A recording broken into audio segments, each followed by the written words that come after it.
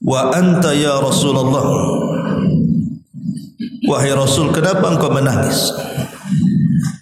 Faqala an-nabiy sallallahu alaihi wasallam, maka Rasul mengatakan, ya ibna Aufin innaha rahmah. Wahai ibna Auf, tangisanku adalah rahmat. Maksudnya kasih sayang seorang ayah kepada anak. Faqala Nabi sallallahu alaihi wasallam, maka Nabi SAW mengatakan, innal aina la tadma wa innal qalba la yahzan wa la naqulu illa ma yarda rabbuna wa inna bi firaqika ya Ibrahim la mahzun. Sesungguhnya mata ini bisa saja mengeluarkan air mata dan hati itu bisa sedih. Tetapi kata Rasul, aku tidak pernah mengatakan kecuali apa yang diridhoi Rabbku saja. Dan sesungguhnya diriku dengan perpisahan wahai Ibrahim sungguh menyesakkan dada. Hadis ini menjelaskan kepada kita bahwa manusia setingkat Nabi SAW saja mengalami musibah yang menjadikan dirinya menangis, padahal dia seorang nabi. Di sini kita bisa petik pelajaran bahwa siapapun manusia, tidak harus dia seorang nabi, bahkan semua manusia pasti tertimpa sebuah musibah.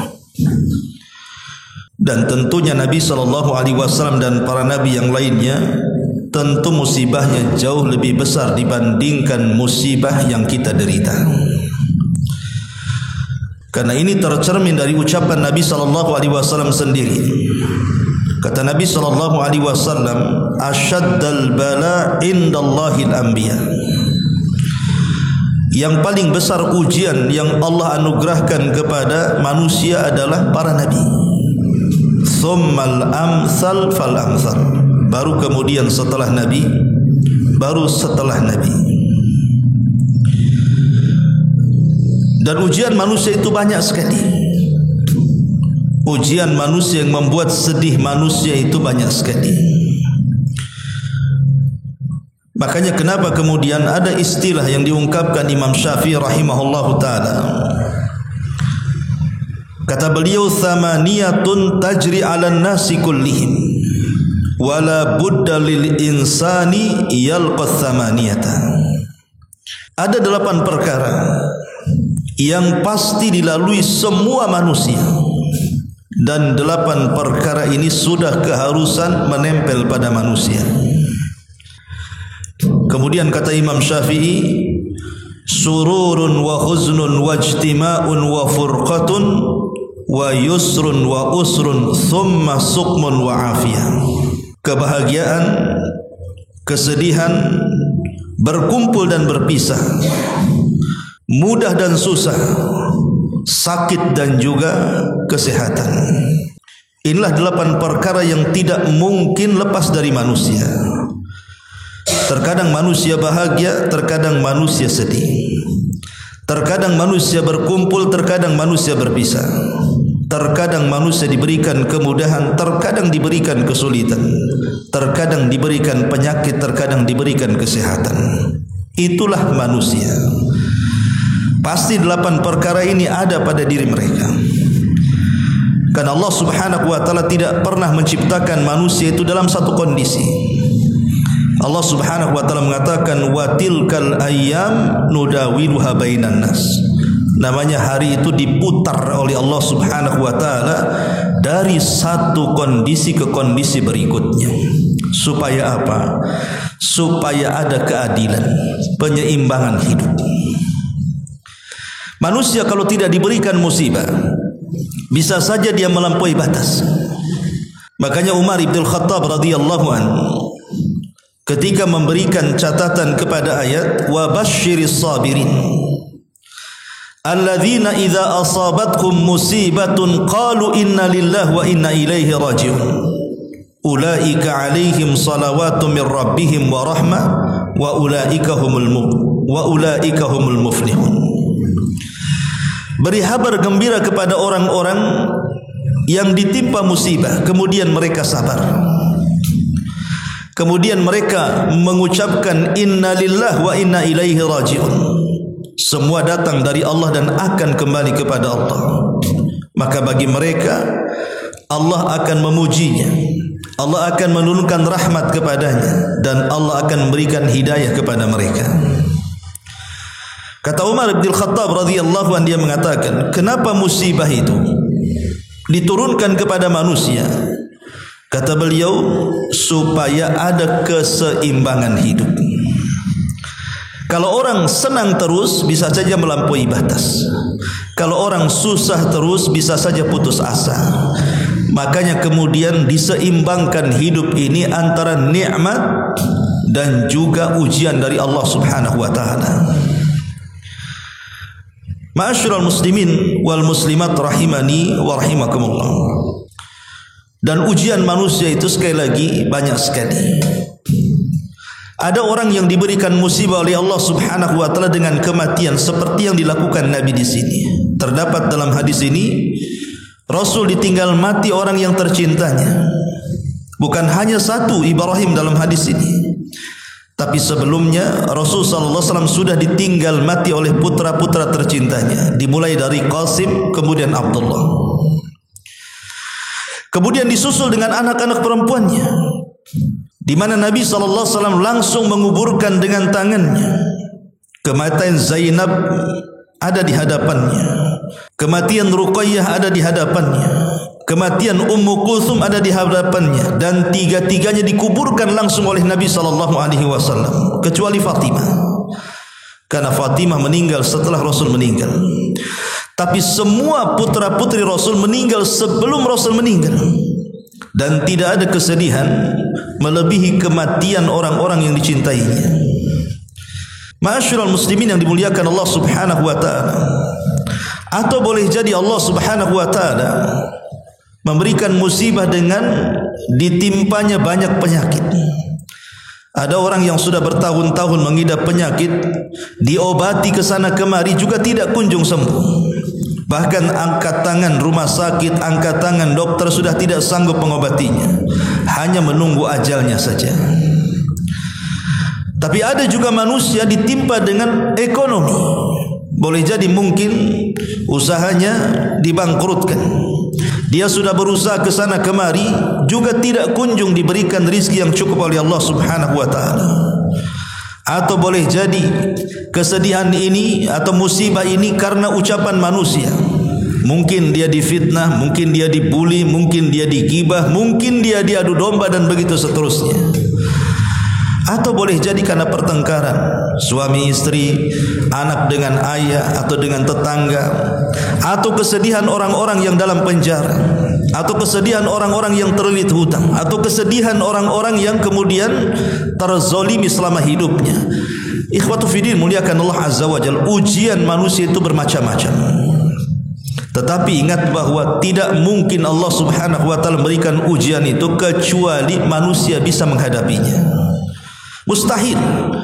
Ketika Allah Subhanahu wa taala menurunkan ujian itu, manusia tidak bisa menghadapinya. Karena Allah menurunkan ujian itu sesuai dengan kadar keimanannya.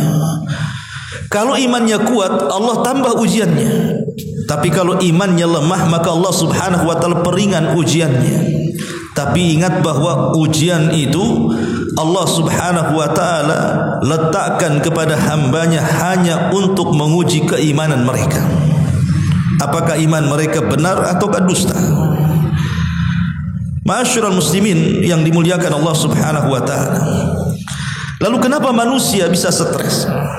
Kenapa manusia bisa bimbang, bisa bingung, bisa sedih?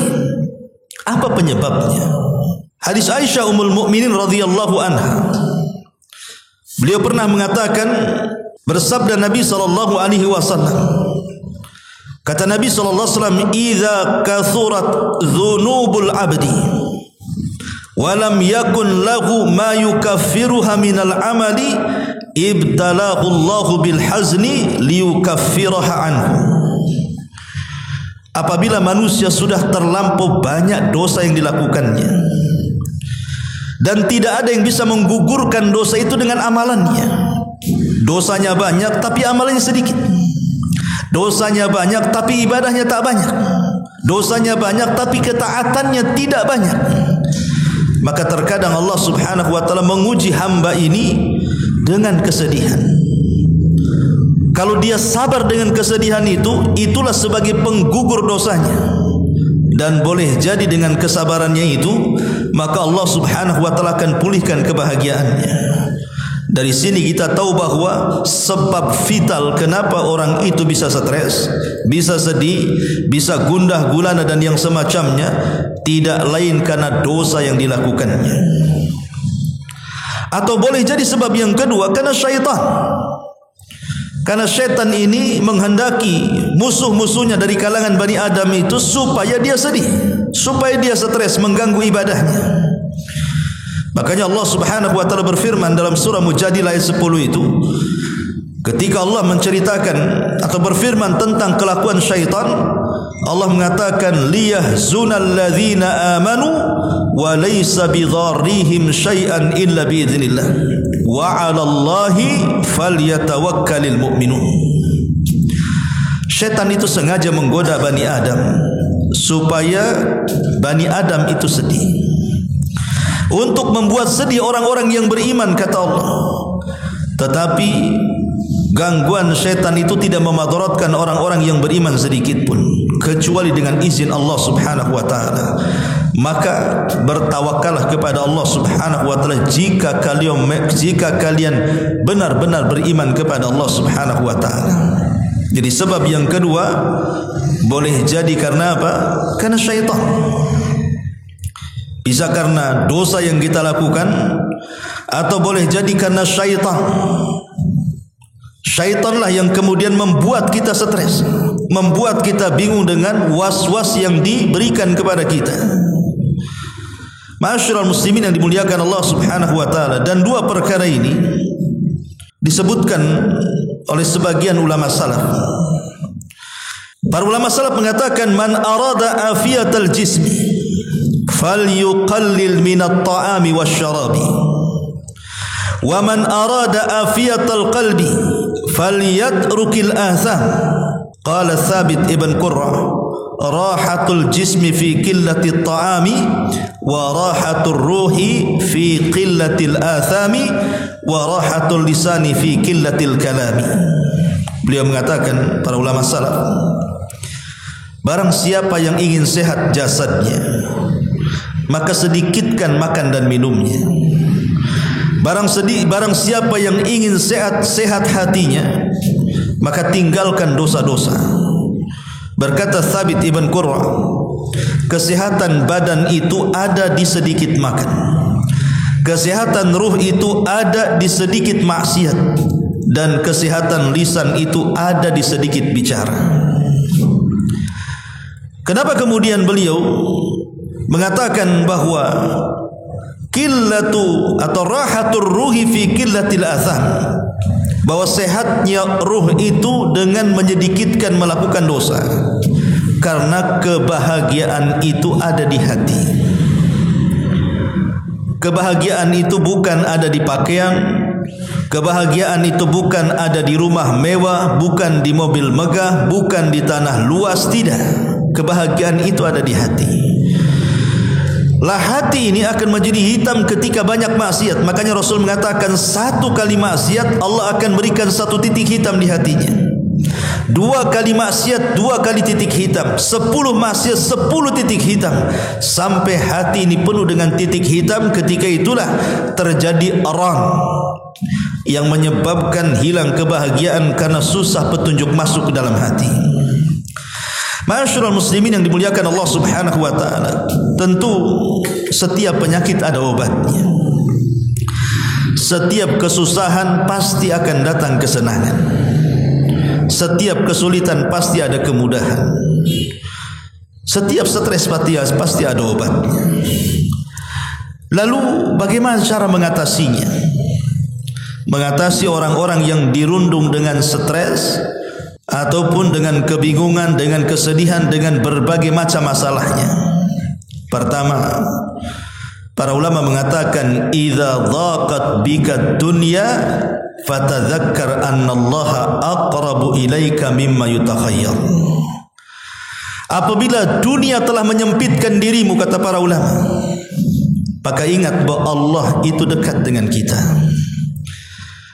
Allah itu dekat dengan kita, tidak sebagaimana kita hayalkan. Ada seorang Arab Badui datang menemui Nabi SAW dan berkata, "Ya Rasulullah, aqaribun Rabbuna fanunaji, am ba'idun fanunadi." Rasul, apakah Rabb kami ini dekat sehingga kami cukup berbisik-bisik, ataukah Rabb kami ini jauh sehingga kami harus berteriak-teriak? Jadi Arab Badui ini mengatakan, apakah Rabb kami Allah itu dekat ya Rasulullah sehingga kita perlu berbisik-bisik saja dengan dia, ataukah Rabb kami ini sangat jauh sehingga kami harus berteriak-teriak meminta kepadanya? Fa anzalallahu azza wa jalla, maka Allah Subhanahu wa taala turunkan ayat, wa idza sa'alaka ibadi anni fa inni qarib ujibu da'watad da'i idada'an. Apabila hamba-hambaku bertanya tentang aku ya Muhammad, katakan aku dekat. Akulah yang mengabulkan setiap doa orang-orang yang berdoa kepadaku. Dari ayat ini kita tahu bahwa keberadaan Allah Subhanahu wa taala itu dekat dengan kita, dan Allah tahu maslahat kita. Karena Dia yang menciptakan kita, Dia yang memuji kita, dan Dia yang memberikan musibah kepada kita, dan Dia juga yang mengangkatnya. Maka jangan pernah berburuk sangka dengan Allah Subhanahu wa taala. Allah itu terus mengawasi kita. Yakini Allah itu dekat dengan kita. Maka dalam kondisi kita ini sedang ditimpa musibah, jangan melakukan hal-hal yang membuat Allah murka. Yakini Allah itu dekat, dan Allah terus memantau kita, apakah kita lulus ujian atau tidak. Maka berdoalah kepada Allah Subhanahu wa taala agar Allah memberikan taufik kepada kita sehingga lulus dalam ujiannya. Yang kedua, cobalah gabungkan antara tauhid dan juga istighfar. Dahulu Nabi Allah Yunus ibn Matta alaihi salam pernah terjebak dalam perut ikan entah berapa lamanya, karena Al-Quran tidak menyebutkannya. Tapi yang jelas bahwa Nabi Allah Yunus ibn Matta terperangkap dalam perut ikan itu sehingga mendapatkan 3 kegelapan yang tidak pernah dilalui siapapun manusia di dunia.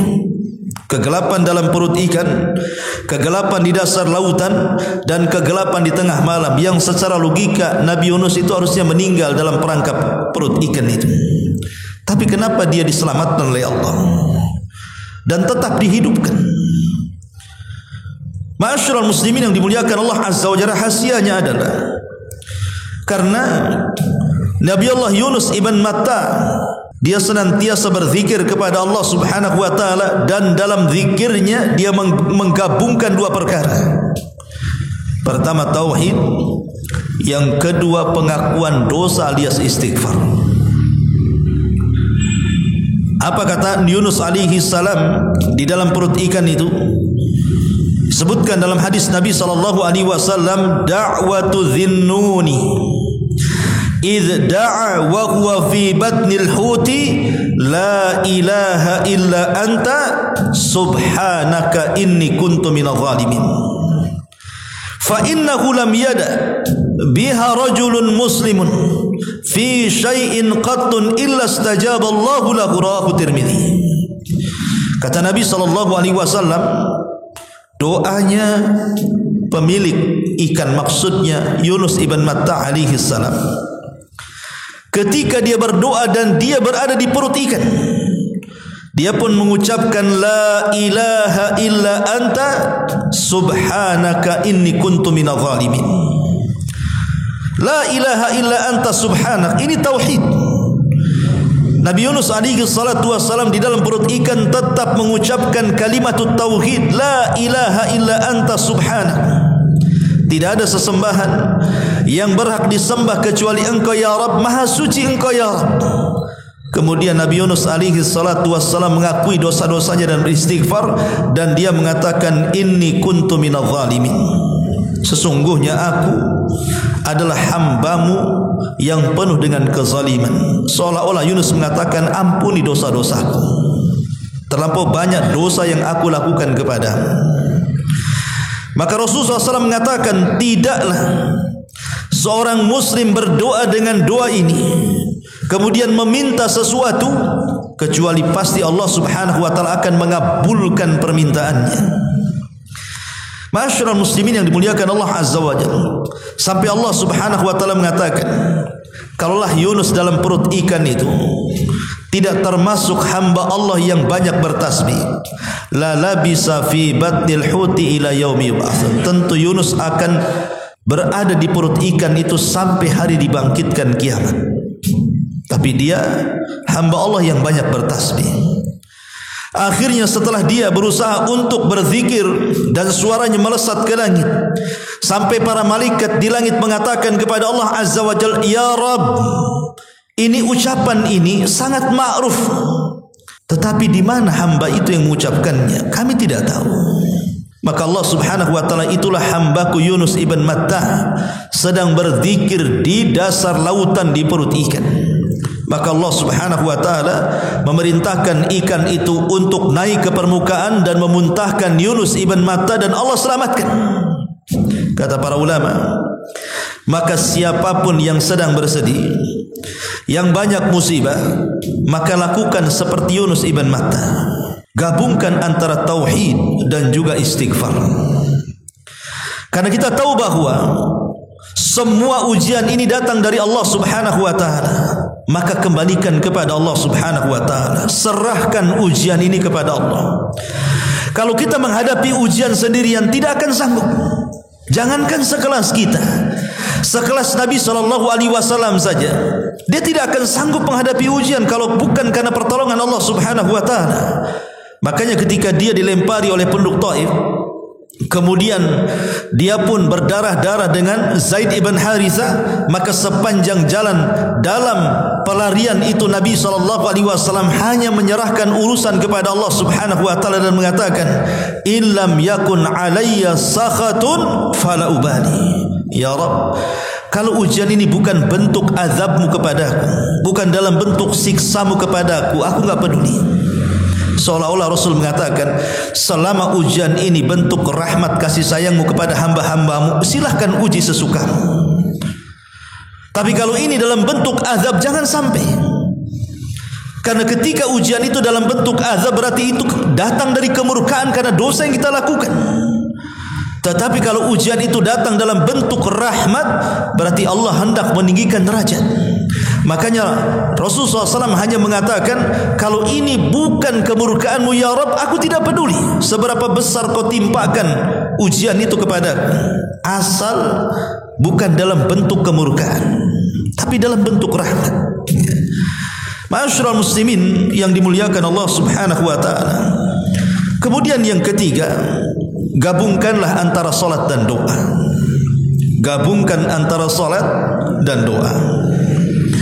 Hudzaifah bin Yaman radhiyallahu anhu, beliau berkata, kana an-nabiy sallallahu alaihi wasallam idza ishtadda alaihi amrun qama ila salati. Kata Hudzaifah bin Yaman radhiyallahu anhu, Rasul itu kalau mendapatkan ujian yang tidak bisa lepas dari diri dia, saking beratnya ujian itu, maka Nabi SAW langsung menuju salat. Jadi Nabi SAW kalau ada perkara yang tidak bisa lepas dari diri dia, kesulitan yang sulit lepas darinya, maka dia segera salat. Dari sini kita tahu bahwa salat itu bisa mengurai kesulitan. Cobalah kita ini bangun di sepertiga malam akhir. Selain kita melaksanakan solat 5 waktu, kita coba bangun di sepertiga malam akhir, tahajud di situ.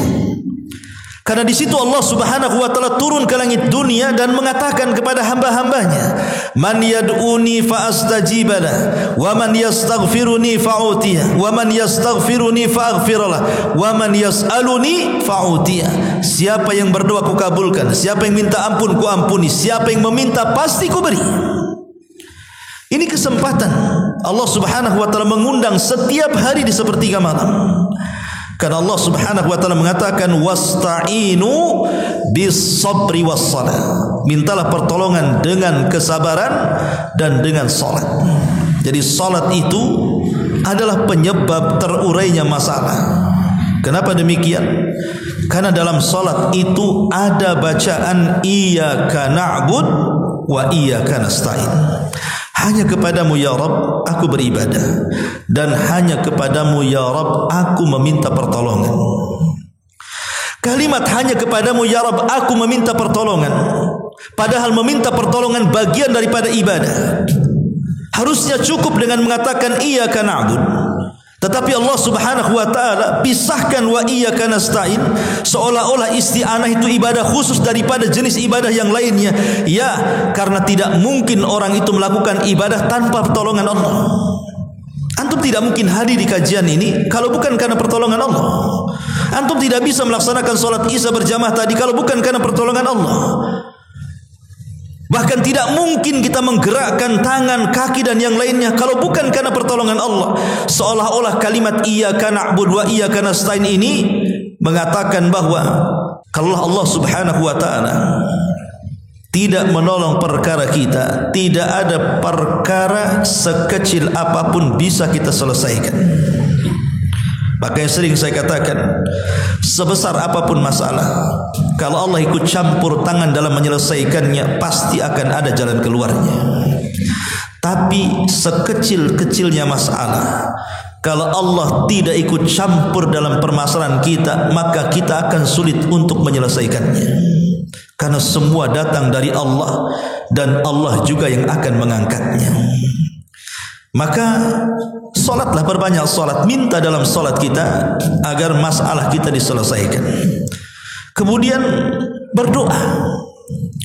Lalu doa apa yang diajarkan Nabi SAW supaya masalah kita ini mudah terselesaikan? Ma'asyiral muslimin yang dimuliakan Allah Subhanahu wa taala, doa ini ada dua macam. Doa ini ada dua macam. Ada doa sebagai wiqayah, penjagaan. Jadi sebelum datang masalah, sebelum datang kesulitan, sebelum datang kebingungan dan kesedihan itu, perbanyak doa ini supaya tidak menimpa kita. Yang kedua, doa yang selalu dipanjatkan dan diajarkan Rasul kepada kita apabila sudah terjadi masalah.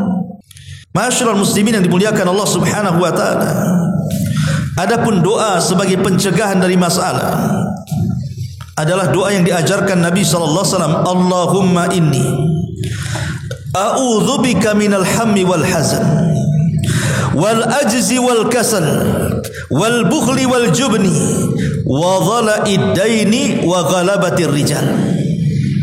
Ya Allah, aku berlindung kepadamu dari perasaan bingung dan kesedihan, dari al-azzi wal kasal. Al-azz artinya kelemahan, wal kasal itu artinya kemalasan, wal bukhli wal jubni, dari kebakhilan dan rasa takut yang menyelimuti, wa dhala'id daini wa ghalabatir rijal, dan dari hutang-hutang budi ataupun hutang-hutang uang.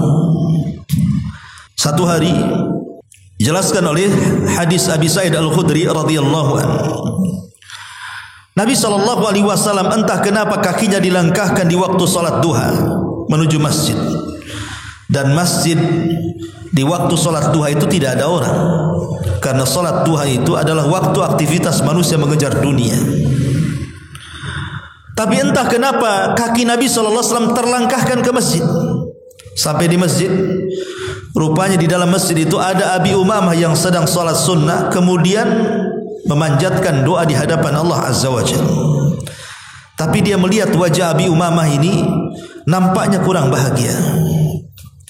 Maka Nabi SAW mulai bertanya kepada Abi Umamah dan mengatakan, "Mali araka jalisan fil masjid fi ghairi waqti shalah?" Ada apa wahai Aba Umamah? Kenapa kau duduk di masjid di bukan waktu salat? Nampaknya kau ada kesulitan. Kemudian Abu Umamah radhiyallahu anhu mengatakan, "Humumun lazimatni wa duyunun ya Rasulullah." Banyak masalah dalam kehidupan wahai Rasul. Banyak hutang yang melilit dalam kehidupan wahai Rasul.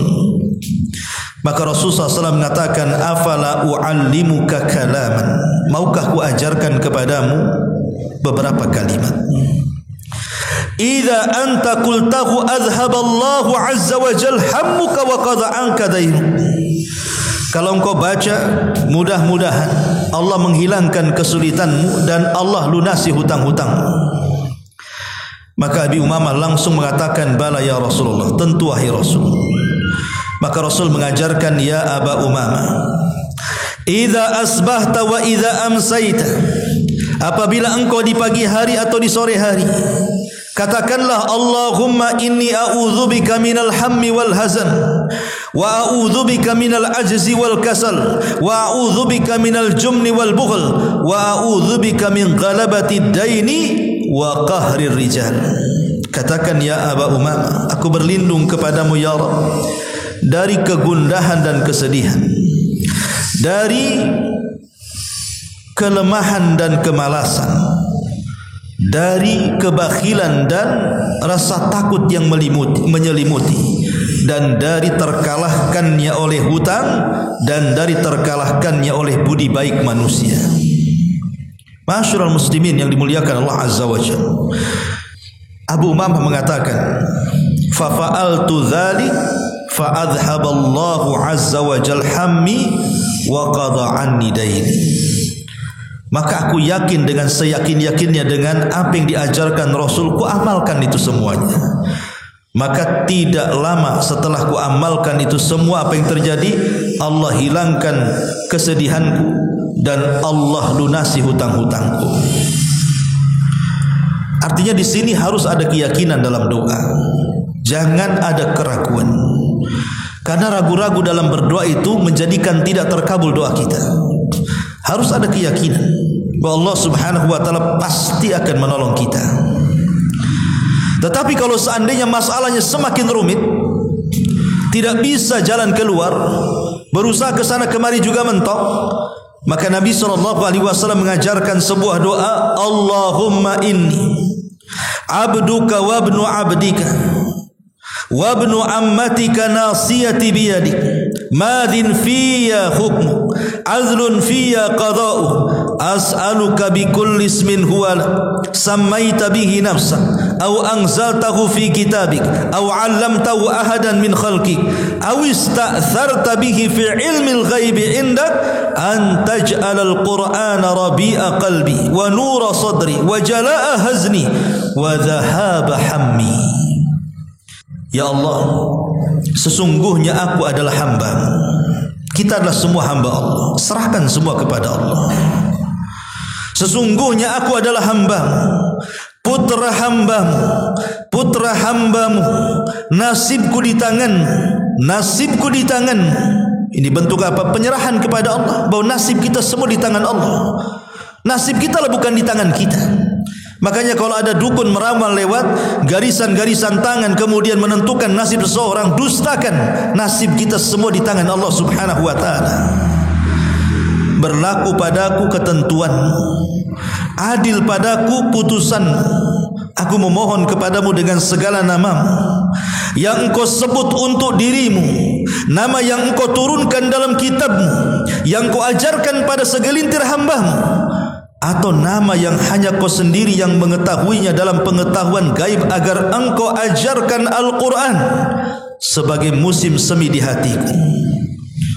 Apa hubungan Al-Quran dengan menghilangkan kesedihan, dengan menghilangkan gundah gulana, dengan menghilangkan kesetresan. Apa hubungan Al-Quran?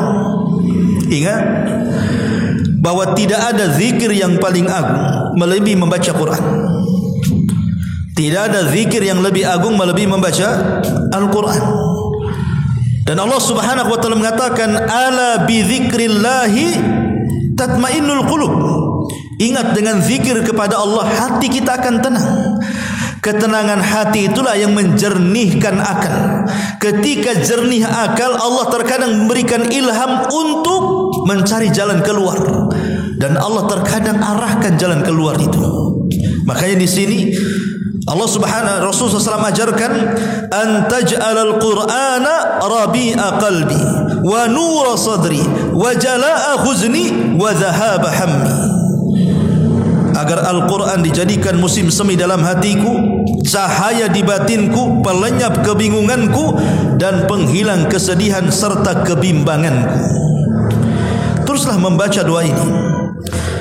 Ma'asyiral muslimin yang dimuliakan Allah Subhanahu wa taala, bahkan dijelaskan dalam hadis yang dikeluarkan Bukhari dan Muslim, kana Nabi sallallahu alaihi wasallam yaqulu indal karbi la ilaha illallah al-azimul halim, la ilaha illallah rabbul arshil azim, la ilaha illallah rabbus samawati wa rabbul ardi wa rabbul arshil karim.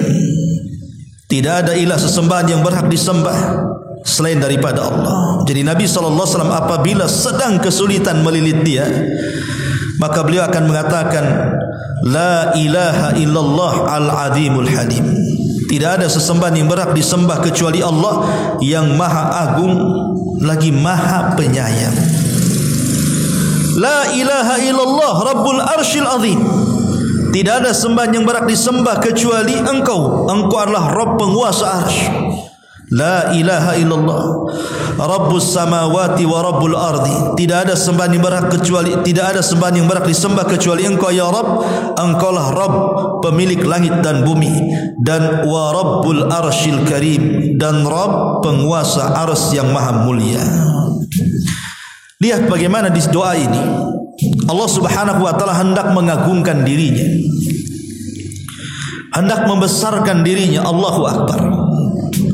Ketika kemudian kita membesarkan Allah Subhanahu wa taala, berarti selain daripada Allah kecil. Selain daripada Allah kecil, remeh. Karena hanya Allah lah zat yang maha besar, yang maha agung. Maka kalau kita menanamkan perkara ini, kalau kita ada masalah kesulitan apapun, serahkan kepada Rabb yang maha akbar. Kalau kita serahkan urusan ini kepada makhluk yang kecil dengan kita, kalau kita serahkan kemudian urusan ini kepada selain Allah Subhanahu wa taala, maka urusan apapun tidak akan terselesaikan. Karena mereka tidak akbar, mereka tidak agung, mereka tidak kuat, mereka tidak memiliki zat seluas kekuatan Allah, seluas rizki Allah, seluas kekuasaan Allah. Makanya kemudian doa ini dijadikan oleh Nabi SAW sebagai doa untuk menghilangkan kesulitan. Ma'asyiral muslimin yang dimuliakan Allah Subhanahu wa taala. Kemudian ingat bahwa setiap kesulitan itu disertakan dengan kemudahan. Manusia, saya, Anda atau siapapun, pasti akan mengalami kesulitan yang tidak mungkin seolah-olah dalam otak kita keluar dari situ. Rasanya dunia kiamat bagi dia. Pasti kita akan merasakan itu. Dan Anda yang belum pernah merasakan pasti akan melewatinya. Di mana Allah Subhanahu wa taala terkadang akan menguji kita itu dengan ujian yang berat seolah-olah dunia kiamat dan kita tidak bisa keluar dari situ. Tapi ingat, ketika ujian itu semakin berat dan seolah-olah kita tidak bisa keluar dari urusan itu, sesungguhnya kemudahan telah dekat. Harus yakin. Kalau ujian itu semakin berat, kemudian kita dibuat susah, tapi kita tetap istiqamah, ketahuilah bahwa semakin sulitnya kesulitan, berarti semakin dekat kemudahan. Makanya dalam Al-Quran ada namanya suratul Insyirah. Surah Al-Insyirah. Lah surah Al-Insyirah ini bertindak sebagai bentuk penghiburan dan dorongan bagi umat muslim. Tujuannya apa? Untuk meningkatkan semangat.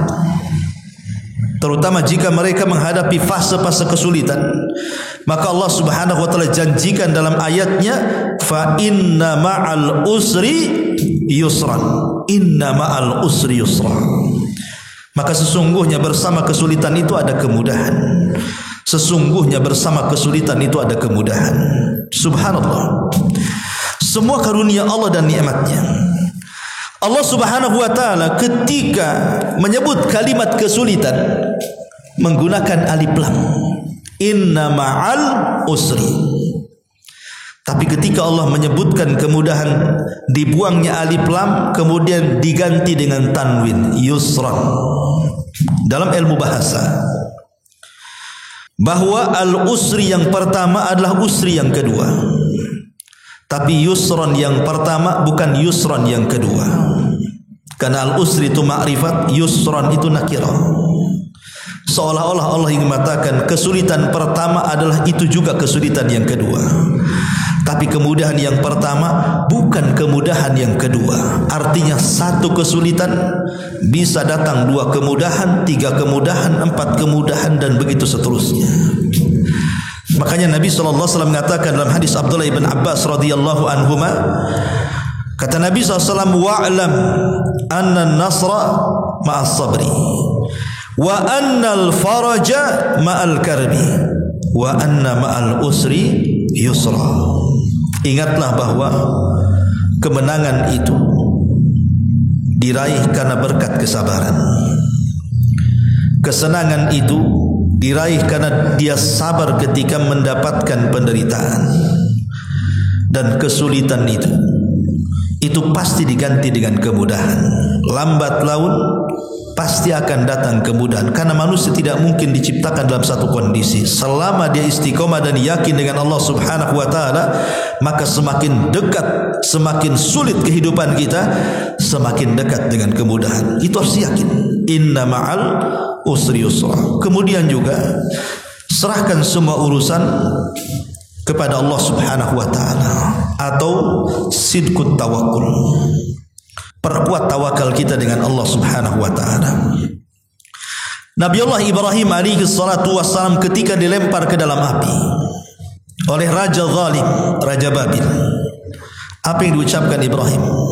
Hasbunallah wa ni'mal wakil. Itulah ucapan Ibrahim. Jadi ketika Ibrahim itu dilempar oleh manjani ketapel besar ke dalam api yang sedang menyala, yang tingginya sama dengan istana, tiba-tiba Ibrahim mengatakan, hasbunallah wa ni'mal wakil. Cukuplah Allah sebagai pelindung, karena dia sebaik-baik pelindung. Apa yang terjadi? Faja'alahallahu alaihi bardan wa salaman. Maka Allah jadikan api itu menjadi dingin dan menyelamatkan. Dan itu juga pernah terjadi dengan Nabi SAW. Ketika kekalahan Rasul di Uhud, maka semua tentara Rasul mundur ke kota Madinah. Kemudian Abi Sufyan dan pasukannya mengancam akan mengirim pasukan besar untuk menyerang Madinah. Maka ketika itu disampaikan kepada Rasul bahwa Abi Sufyan akan membawa pasukan besar untuk membabat mereka habis.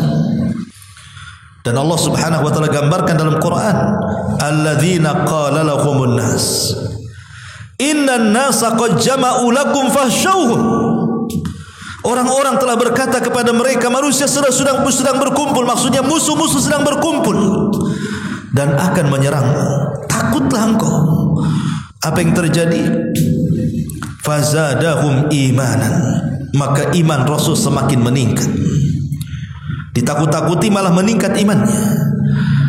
Kemudian Rasul mengajarkan kepada para sahabat kalimat hasbunallah wa ni'mal wakil. Maka semua sahabat mengikuti Rasul, wa qalu hasbunallah wa ni'mal wakil. Mereka pun berkata, cukuplah Allah sebagai pelindung, karena dia sebaik-baik pelindung. Apa yang terjadi? Fanqalabu bi ni'mati minallahi wa fadlin lam yamsashum su wattaba'u ridwanallah wallahu dzul fadlil azim. Maka Allah ganti semuanya dengan nikmat yang sangat besar. Dari sini kita tahu bahwa ketika kesulitan itu semakin menguat, maka kuatkan tawakal kita kepada Allah. Sandarkan hati kepada Allah dengan betul-betul dengan sandaran. Katakan kepada Allah, hasbunallah wa ni'mal wakil. Cukuplah Allah sebagai pelindungku. Kalau kita mencari pelindung dari makhluk, tidak akan bisa melindungi, karena hanya satu-satunya zat pelindung adalah Allah Subhanahu wa ta'ala. Ma'asyiral muslimin yang dimuliakan Allah Azza wa Jalla, maka orang semakin kuat tawakalnya, maka semakin dekat kemudahan yang akan diraihnya. Bahkan Ibrahim ketika diuji lebih berat daripada itu. Ketika Ibrahim melihat putranya sudah usianya belasan tahun, ya sekitar 14-15 tahun, dan itu sudah lama tidak berjumpa. Mulai dari diletakkan di masa bayi dengan Hajar di negeri Mekah, ditinggalkan sampai belasan tahun. Seorang ayah yang tidak memiliki anak lagi kecuali Ismail, tentu kerinduannya semakin memuncak karena ingin berjumpa dengan putranya. Maka dia pun melakukan perjalanan dari Palestina ke negeri Mekah. Qadarullah, di tengah malam dia tertidur, tiba-tiba dalam mimpinya Allah perintahkan dia menyembelih putranya. Mau tidak mau, ini adalah perintah Allah, harus sami'na wa ata'na. Maka baru saja pertemuan Ibrahim yang belasan tahun tidak berjumpa dengan putranya Ismail, tiba-tiba kemudian Ibrahim mengatakan kepada Ismail, ya bunayya inni ara fil manami anni azbahuka fangdur madza tara. Wa Ibrahim, ayahmu semalam bermimpi menyembelih dirimu, bagaimana pendapatmu? Tapi karena Ismail adalah putra Ibrahim, didikan Hajar, wanita yang paling tawakal kepada Allah Subhanahu wa ta'ala, dia menjawab dengan mengatakan, ya abatif al ma tu'mar satajiduni insyaallahu minas sabirin. Wahai ayahku, kalau ini perintah Allah Subhanahu wa ta'ala, lakukan saja, karena engkau akan dapati aku termasuk hamba Allah yang sabar. Maka di ujung ayat Allah mengatakan, falamma aslama wa tallahu lil jabin. Ketika keduanya sudah memasrahkan diri kepada Allah, artinya tawakal, sudah dipasrahkan, itu urusan Allah Subhanahu wa ta'ala. Wa nadainahu ayya Ibrahim qad saddaqta ru'ya. Tiba-tiba datang panggilan dari langit dan mengatakan, wahai Ibrahim, engkau sudah membenarkan mimpimu.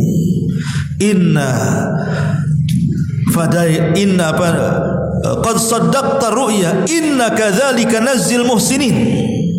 Sesungguhnya kami akan membalas orang-orang yang berbuat baik. Inna hadza lahuwal balaul mubin. Inilah ujian yang berat bagi Ibrahim, dan Allah katakan wa fadainahu bidzibhin azim. Maka kami ganti Ismail dengan kambing yang sangat besar sebagai penggantinya. Kata ulama mengatakan, ketika keduanya memasrahkan diri kepada Allah, maka semua ujian lepas dari keduanya dan Ismail tidak jadi disembelih. Inilah faedah tawakal. Kalau kita serahkan ujian ini kepada Allah Azza wa Jalla, terserah Allah mau menguji apa saja kepada saya, tapi jangan uji agama saya. Karena bagaimanapun, kalau agama yang diuji itu berat, ikhwan. Makanya kenapa Nabi SAW mengajarkan satu doa, wala taj'al musibatana fi dinina, ya Allah, jangan kau timpakan musibahmu pada agamaku. Karena musibah agama ini bisa mengantarkan kepada kekufuran, bisa mengantarkan kepada kesyirikan, yang deritanya bukan hanya di dunia tapi sampai ke akhirat. Tapi kalau musibah itu di luar daripada agama, mungkin musibah hanya bicara soal kesehatan yang diuji dengan penyakit, ekonomi yang diuji dengan kefakiran, pernikahan yang diuji dengan perceraian, ataupun ujian-ujian dunia lainnya. Kalaupun seandainya ujian itu sangat berat sampai mengalami kematian, maka kematian itulah yang menyelesaikan ujian. Hanya sebatas dunia. Dengan kematian selesai ujian itu. Tapi kalau musibah agama, dengan kematian justru tidak selesai. Karena dia harus mempertanggungjawabkan setelah kematian, bahkan setelah kiamat dibangkitkan. Ma'asyiral muslimin wal muslimat rahimani wa rahimakumullah. Kemudian ingat bahwa dunia adalah penjara bagi orang yang beriman, tapi surga bagi orang kafir. Nabi SAW mengatakan, ad-dunya sijnul mu'min wa jannatul kafir. Dunia ini penjara bagi orang-orang yang beriman, Tapi sorga bagi orang kafir. Yang namanya penjara, lihat orang-orang yang di penjara itu, senangkah hidup mereka? Tidak senang. Orang-orang yang hidup di penjara itu tidak senang. Gerakan mereka saja terbatas, makanan mereka dibatasi, hiburan mereka dibatasi, aktivitas mereka dibatasi. Maka ibarat orang yang di penjara itu tidak ada kesenangan sama sekali. Bahkan ada orang yang kapok setelah keluar dari penjara. Maka begitulah kondisi seorang mukmin. Mereka akan terus dipenjara di dunia ini dengan diberi banyak musibah, banyak masalah, banyak problem dan begitu seterusnya sampai dia lulus dengan kematiannya di hadapan Allah Subhanahu wa taala. Karena dunia ini darul bala. Kita tidak terlahir di sorga. Kalau kita terlahir di sorga, tidak mungkin kita diuji. Pasti akan diberikan nikmat terus. Tapi karena kita lahir di dunia, jangankan kita, semua para nabi juga diuji oleh Allah Subhanahu wa taala. Maka yakini bahwa dunia adalah penjara bagi orang yang beriman, jadi tidak perlu sedih. Karena hakikat sorga adalah sorga setelah kematian kita. Tapi ada sorga di dunia yang kalau kita tidak memasukinya, maka kita tidak akan masuk sorga di akhirat. Kata Syekhul Islam Ibn Taimiyah rahimahullah ta'ala, dan juga ucapan muridnya Imam Abdul Qayyim, dia mengatakan man lam yadkhulil jannata fid dunya lam yadkhulil jannata fil akhirah. Kalau dia tidak masuk sorga di dunia, maka dia tidak akan masuk sorga di akhirat. Ketika ditanya apa yang dimaksud sorga dunia yang orang memasukinya akan memasuki sorga akhirat, maka beliau berdua mengatakan itmi'nanul qalbi, ketenangan hati. Ketenangan hati itulah sorga dunia. Bagaimana caranya menenangkan hati itu? Kata para ulama, sebagaimana yang dikatakan oleh Syekh Muhammad bin Abdul Wahhab di dalam Muqaddimah Qawaidul Arba, bahwa ketenangan hati itu bisa didapat dengan asyukru fi halin ni'ami, was-sabru fi halil bala'i, wal istighfaru fi halil dhunubi. Bersyukur ketika diberikan nikmat, bersabar ketika diberikan ujian, dan segeralah istighfar ketika dia berbuat dosa. Kalau tiga perkara ini kita lakukan, maka kita akan mendapatkan ketenangan hati. Bersyukur apabila diberikan nikmat, bersabar apabila diberikan ujian, dan segera istighfar apabila melakukan dosa. Rasul mengatakan ajaban li amril mu'min. Sungguh mengherankan perkaranya orang Islam itu. Sungguh mengherankan perkaranya orang yang beriman itu. In asabathu dharra sabara fakanat khairan lahu, wa in asabathu syarra syakara fakanat khairan lahu. Seorang mukmin ini aneh. Kalau ditimpa musibah dia bisa sabar, dan itu kebaikan bagi dia. Kalau ditimpa nikmat dia bersyukur, dan itu kebaikan bagi dia. Dan itu tidak ada kecuali bagi seorang mukmin. Artinya seorang mukmin ini, musibah apapun tidak menjadikan dia putus asa, nikmat apapun tidak menjadikan dia kufur nikmat. Dan itulah yang menenangkan hati. Itulah sorga dari sorga-sorga dunia. Ma'asyiral muslimin wal muslimat rahimani wa rahimakumullah. Kemudian cobalah dengan berhusnudzon kepada Allah Subhanahu wa taala. Berbaik sangka dengan Allah Subhanahu wa taala. Maksudnya berbaik sangka dengan Allah itu apa? Berjalanlah dengan takdir. Berjalan dengan takdir. Bahwa kesulitan hari ini yang kita derita ini, sebelum Allah menciptakan langit dan bumi sudah dicatat di Lauhil Mahfuz. Mau diapakan lagi? Ya. Apa menolak takdir Allah? Jadi kesulitan hari ini yang kita lalui, apakah kita dizalimi? Apakah kita disakiti dengan ucapan-ucapan manusia? Apakah kita ditinggalkan orang yang kita cintai? Apakah kita dililit dengan hutang dan berbagai macam masalah? Apakah kita banyak ujian apapun? Itu sudah dicatat oleh Allah Subhanahu wa taala sebelum Allah menciptakan langit dan bumi 500 tahun. Sehingga berjalan dengan takdir. Nikmati takdir Allah Azza wa Jalla. Sebab kalau kita tidak berjalan dengan takdir dan kita menyalahi takdir terus, maka selamanya kita tidak akan tenang. Tapi kalau kita yakin dengan takdir Allah Azza wa Jalla dan berjalan dengan takdir Allah Subhanahu wa taala, pasti hidup kita akan tenang, ikhwan. Maka sekali lagi, berjalanlah dengan takdir Allah Subhanahu wa taala. Jangan sekali-kali kita membantah takdir Allah. Karena ketika seorang mukmin redha dengan keputusan Allah, maka dia tidak akan menyesal selamanya. Tapi kalau dia tidak akan redha dengan keputusan Allah, maka dia akan kecewa selamanya. Makanya perlunya di sini sifat qanaah. Qanaah itu apa? Redha dengan apapun yang Allah berikan kepada kita. Allah berikan kesenangan, kita katakan alhamdulillah ala kulli hal. Alhamdulillah bi nikmatihi tatimmus shalihat. Allah kurangi kesenangan kita, kita katakan alhamdulillah ala kulli hal. Berjalan dengan takdir. Karena kita tidak tahu musibah yang Allah turunkan kepada kita. Apakah musibah yang Allah turunkan kepada kita dalam rangka Allah menguji keimanan kita? Sengaja Allah turunkan supaya Allah tahu mana yang jujur imannya dan mana yang dusta imannya. Atau Allah Subhanahu wa taala sengaja berikan ujian kita kepada kita itu untuk membersihkan dosa-dosa kita. Mungkin terlampau banyak dosa kita ini yang tidak bisa diampuni dengan solat, dengan puasa, dengan zakat, dengan apapun amalan saleh, hanya dengan dibersihkan dosa, dengan cara diberikan ujian.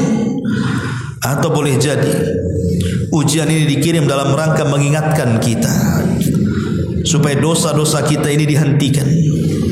Karena terkadang dosa yang kita lakukan kalau tidak diberikan teguran, itu akan terus melampaui batas. Makanya Allah Subhanahu wa taala berfirman di dalam Al-Qur'anul Karim, am hasibtum an tadkhulal jannah wa lamma ya'lamillahu alladhina jahadu minkum wa ya'lamas sabirin.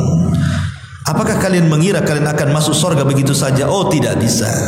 Sampai Allah mengetahui siapa orang yang sungguh-sungguh di antara kalian dan siapa orang-orang yang sabar di antara kalian. Sungguh-sungguh melawan dosa. Makanya terkadang Nabi SAW mengatakan, la yazalul bala'u bil mu'min awil mu'minati fi jasadihi wa fi malihi wa fi waladihi hatta yalqallah wa ma'alaihi khatiyah. Terkadang Allah Subhanahu wa taala terus-menerus menimpa bala ujian kepada orang yang beriman itu, baik dalam jasadnya dengan penyakit, baik dalam hartanya dengan ludas, bangkrut, gulung tikar dan yang semacamnya, atau kepada anak-anak yang durhaka dan begitu seterusnya, sampai dia berjumpa dengan Allah dan tidak ada dosa yang dibawa menghadap Allah Subhanahu wa taala. Artinya terkadang ujian itu boleh jadi membersihkan dosa, ikhwan. Ya. Atau boleh jadi ukubah. Boleh jadi memang hukuman dari Allah. Terlampau banyak dosa yang kita lakukan sehingga Allah hukum dengan ujian-ujian itu. Kita tidak tahu yang mana satu. Tapi yang jelas kalau kita berjalan dengan takdir Allah Subhanahu wa taala, terus berhusnudzon kepada Allah, seolah-olah ini adalah yang terbaik bagi saya. Kalau tidak dibersihkan dosa dengan ujian, tentu sudah terlampau banyak dosa-dosa kita. Maka dari situ, dengan berbaik sangka dengan Allah itu jauh lebih baik, dan ini bisa meringankan ujian kita. Tapi kalau buruk sangka, justru Allah terkadang menambah ujian itu. Ma'asyiral muslimin wal muslimat rahimani wa rahimakumullah. Kemudian juga tentu yang paling penting juga adalah al-ihsan ilal khalqi. Teruslah berbuat baik kepada makhluk. Boleh jadi ujian itu datang dari doa-doa orang-orang yang kita zalimi. Kita tidak tahu. Ada orang-orang yang kita sakiti, kita tidak tahu. Rupanya dia berdoa pula kepada Allah tentang keburukan kita. Kita tidak tahu. Mungkin perbuatan-perbuatan kita yang dulu-dulu menyakiti orang dengan lisan kita, dengan perbuatan kita akhirnya tersakiti, dia pula mengangkat tangannya ke langit dan meminta kepada Allah untuk diturunkan bala kepada kita. Kita tidak tahu. Sampai-sampai ada seorang gubernur Madinah dipenjara di masa Khalifah Harun ar-Rasyid. Namanya Al-Khalid Al-Burmuki. Dimasukkan ke dalam penjara bersama anaknya. Jadi Khalid Al-Burmuki ini ditanya oleh putranya, dan mengatakan, wahai ayah, dulu kita dihormati, dulu kita dimuliakan, ya karena dia gubernur Madinah di zaman itu, ya wajar dihargai, dihormati.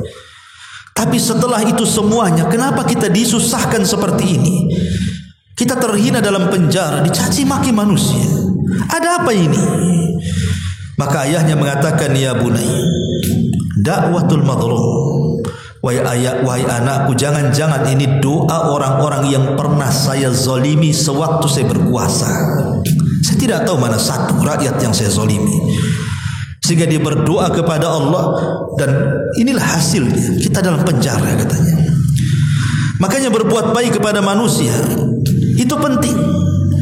Ya, kalau kita memang tahu siapa yang kita sakiti, minta maafnya, supaya dia memaafkan kita, sehingga tercabut doa-doa buruk mereka kepada kita.